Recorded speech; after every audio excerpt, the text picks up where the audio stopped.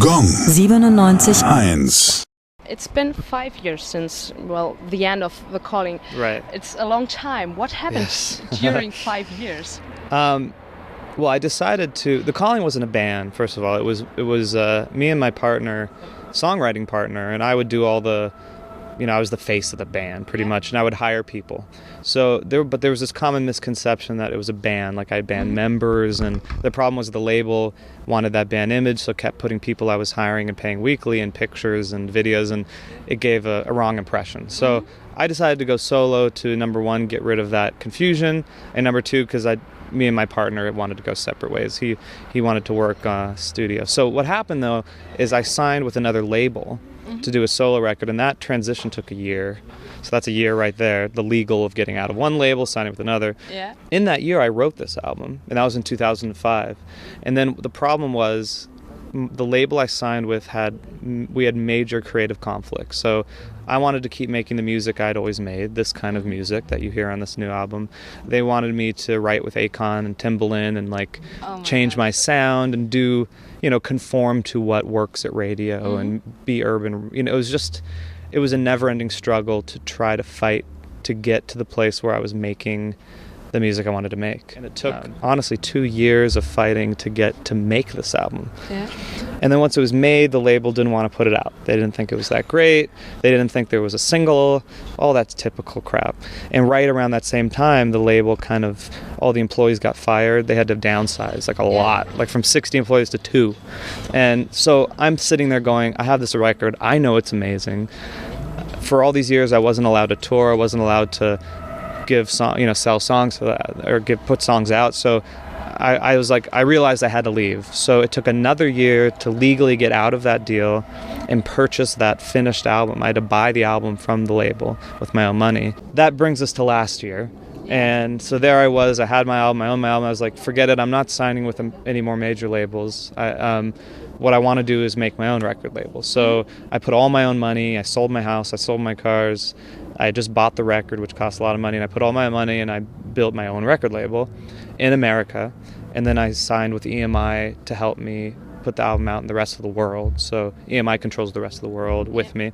And that took 5 years. So here I am with an album that was written 5 years ago, recorded 3 years ago, and now it's out. Oh, pretty tough 5 years. Yeah, it was bad. There was a lot, and there was so much other stuff going on that was really tough in my life, but I'm glad I made it, and now, as I thought, it's a big success, so good. I think so too. So now you're back after 5 years. Yes. The hair color changed. I think also the clothes changed. Well, I grew up, and I think, I just stopped dyeing my hair. Of course, I wasn't a natural bleach blonde, I was dyeing my hair always, and I just kind of in those years just stopped because I wasn't really in the limelight much other than some TV stuff. And then, I grew up, and I learned a lot and experienced a lot, and then I decided to maybe change my look a little, and that's about it. You've been in the music business since you're 15. Yeah, I got That's a long time. And half my life. Pretty early. So do you think you missed something in your life? Not really, because even though I was signed at 15, when I was first signed, there was a long process of developing. So it took 5 years to actually put the first record out. So I actually had 5 years that even though I was signed, I was still just living my life as a kid, and there wasn't really any difference, I was in the studio a little, and I was able to leave high school and do homeschooling, so I had more time to work on everything. So, I got to have that. So really, I didn't really start my career until I was 20 years old when the first Calling record came out. So, I was already an adult. So now let's talk about your album, We've All Been There. Well, beside the fact that it took you so long to get it out, what's special about it?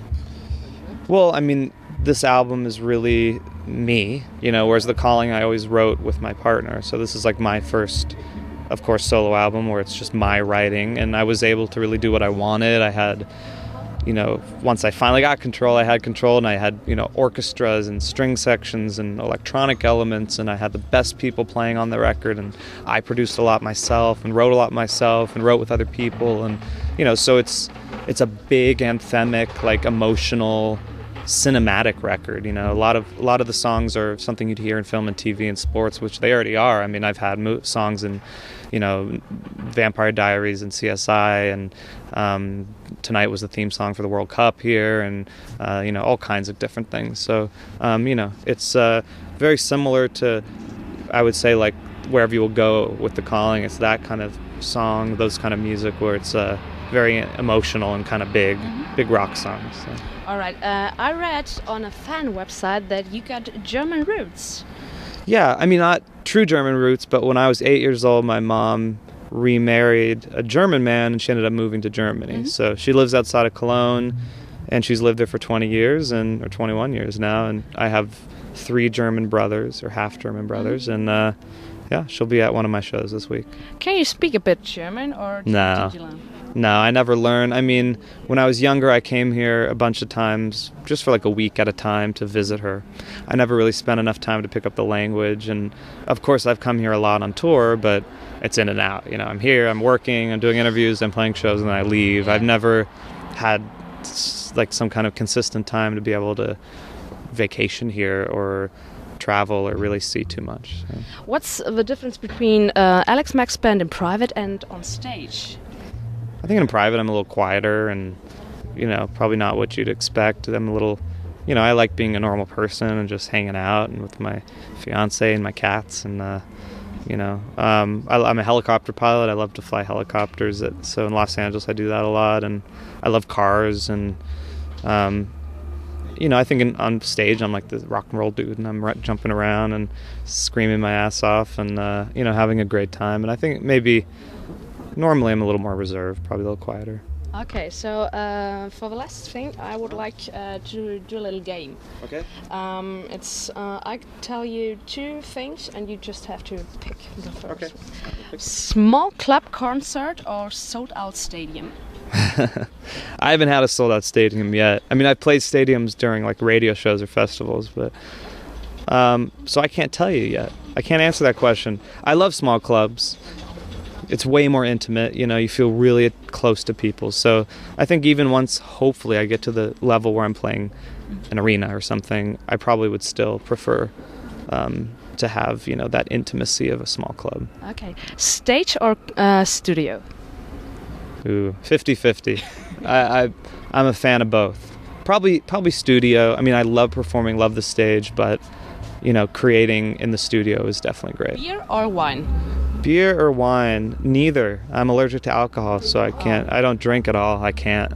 Yeah. That's against the rock star image. That's a good thing. Yeah. I'm the new age rock star who doesn't drink. Yeah. All right. New York or Los Angeles? Los Angeles. I'm born and raised in Los Angeles, so that's my home. You know, I love lots of places in this world, but it's always the best, of course, go home to Hollywood. And yeah, New York's cool. It's cool, but LA I'd pick. Yeah.